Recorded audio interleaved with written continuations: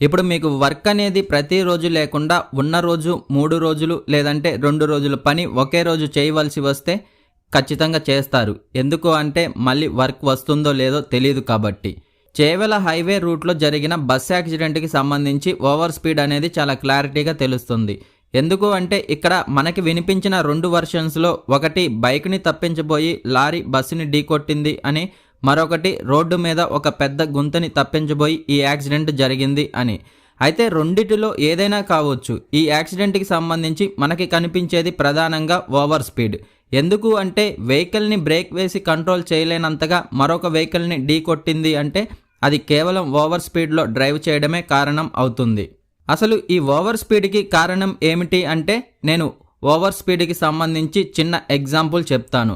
ఒక లారీలో కంకరు లోడ్ చేసుకొని 20 కిలోమీటర్ల డిస్టెన్స్లో ఉన్న కస్టమర్ ప్లేస్లో 40 km/h స్పీడ్తో డ్రైవ్ చేస్తూ డెలివరీ చేయడానికి 2 hours టైం పడుతుంది అనుకుందాం.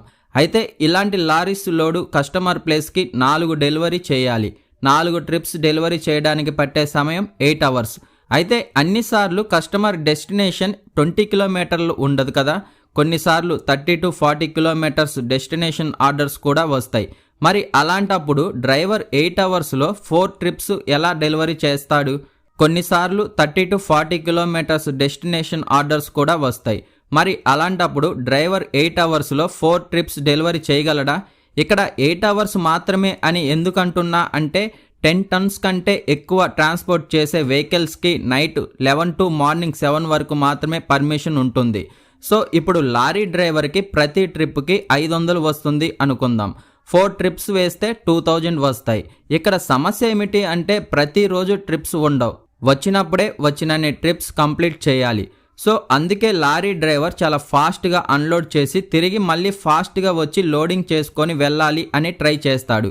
ఈ హడావుడి వారిని వెళ్ళవలసిన స్పీడ్ కంటే ఓవర్ స్పీడ్ వెళ్ళేలా చేస్తున్నాయి. కొన్నిసార్లు యాక్సిడెంట్కి కారణం అవుతున్నాయి.